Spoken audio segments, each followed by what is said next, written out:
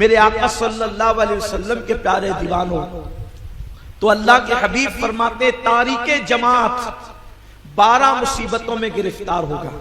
اب یا تو جماعت کے لیے تیار ہو جاؤ یا پھر 12 مصیبتوں کے لیے، اور اللہ کے رسول نے جس کے لیے کہا کہ وہ مصیبت میں گرفتار ہوگا تو پھر وہ مصیبت میں گرفتار ہو کر رہے گا، کیونکہ میرے آقا کی زبان سے جو بات نکل جاتی ہے وہ ہو کر کے رہتی ہے۔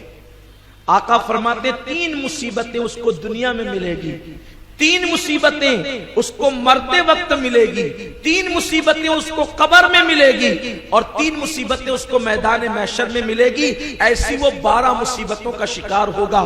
جو شخص جماعت ترک کر دے گا 3 مصیبتیں اس کو دنیا میں یہ ملے گی کہ سب سے پہلی مصیبت، کتنا بھی کمائے گا اس کی روزی میں کبھی برکت نہیں ہوگی، اس کے رزق سے برکت اٹھا لی جائے گی، بے برکتی والا رزق ہوگا اس کا، اللہ اس کی روزی میں برکت کبھی نہیں دے گا۔ کیوں؟ اس لیے کہ جب اذان ہوتی ہے تو روئے زمین کی ساری برکتیں سمیٹ کر، دولتیں سمیٹ کر مسجد میں لائی جاتی ہے۔ جو لوگ مسجد میں جماعت میں حاضر ہوتے ہیں اللہ ان کو رزق دیتا ہے، رزق میں برکتیں بھی دیتا ہے، اور جو مسجد میں جماعت میں شامل نہیں ہوتے انہیں روزی تو ملتی ہے مگر برکت نہیں ملتی۔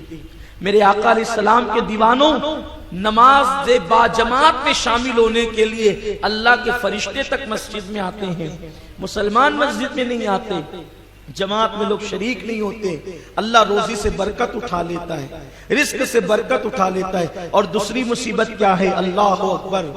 آقا فرماتے ہیں کہ اللہ تبارک و تعالی اس کے چہرے سے مومنوں کا نور چھین لیتا ہے، اس کے چہرے پر ایمانی نور نہیں رہتا، چہرے ویران ویران لگتے ہیں، افسردہ افسردہ لگتے ہیں، اللہ تعالیٰ ان کے چہروں سے نور چھین لیتا ہے۔ اور تیسری مصیبت دنیا کی یہ ہے کہ اللہ کے ولیوں کے دلوں میں اس کے لیے نفرت پیدا کر دی جاتی ہے، مومنوں کے دلوں میں اس کے لیے نفرت پیدا کر دی جاتی ہے۔ آپ جانتے ہیں حضرت امیر معاویہ رضی اللہ تعالیٰ کی ایک مرتبہ فجر کی جماعت ترک ہو گئی تو آپ اتنا روئے اتنا روئے اتنا روئے کہ روتے روتے آپ کی حالت غیر ہو گئی۔ تو دوسرے دن آپ نے دیکھا کہ آپ کے کمرے میں کوئی آپ کو جگانے آیا ہے کہ حضرت اٹھیے فجر پڑھ لیجئے۔ تو آپ نے کہا تو کون ہے؟ میرے کمرے میں کون ہے تو آ گیا؟ تو اس نے کہا کہ میں شیطان ہوں اور آج آپ کو میں جگانے آیا ہوں۔ تو فرمایا شیطان نماز کی تبلیغ کب سے کرنے لگا؟ یعنی شیطان نماز کی تبلیغ حضرت امیر معاویہ کے دور سے کر رہا ہے، یعنی شیطانی تبلیغ نماز کے لیے کیوں ہو رہی ہے؟ حضرت امیر معاویہ نے فرمایا کہ تو کب سے مبلغ ہو گیا نماز کا، تو نے کب سے نماز کی دعوت دینا شروع کر دیا؟ تو اس نے کہا مجھے نماز سے کوئی دلچسپی نہیں ہے، مجھے نماز سے کوئی دلچسپی نہیں ہے۔ دراصل کل میں نے آپ کے طلبے سہلا سہلا کر کے سلائے تھے، لیکن جماعت چھوٹنے کی وجہ سے آپ اتنا روئے اتنا روئے اتنا روئے کہ آپ کا رونا اللہ کو پسند آ گیا، اور اللہ نے فرمایا معاویہ کو جماعت چھوٹنے کا اتنا غم ہے، اس کو 70 جماعتوں کا ثواب عطا کر دیا جائے۔ تو میں نے سوچا ایک بار سلا دیا تو 70 کا ثواب لے لیا، اگر آج بھی سلا دوں گا تو 70 نہ مل جائے، اسی لیے اٹھیے جماعت سے پڑھیے اور ایک ہی جماعت کا ثواب حاصل کیجئے۔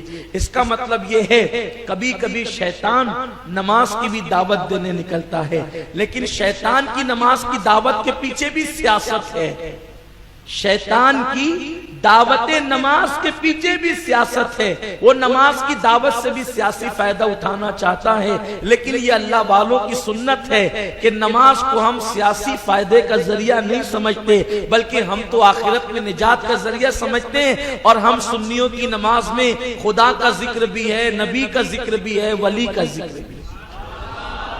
ہماری نماز میں خدا کا خیال، نبی کا خیال، ولی کا خیال، اولیاء بھی ہماری نماز میں۔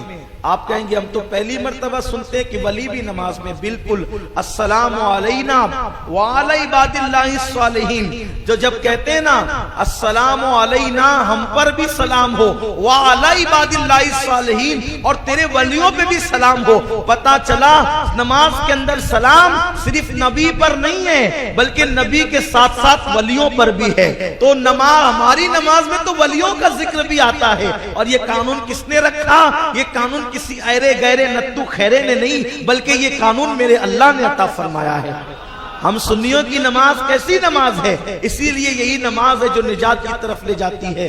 تو حضرت رسول پاک علیہ السلام تسلیم فرماتے ہیں اللہ صالحین کا نور چھین لیتا ہے، اور تیسری مصیبت یہ کہ مومنوں کے دلوں میں اس کی نفرت پیدا کر دیتا ہے۔ ہر آدمی عزت دار بننا چاہتا ہے، ہر آدمی وقار والا بننا چاہتا ہے، ہر انسان جو ہے سوچتا ہے کہ میں معزز بنوں۔ دیکھو اشتہاری شہرت سے کچھ نہیں ملنے والا، اگر کچھ ملے گا حقیقی عزت تو اللہ کی عطا سے ملنے والی ہے۔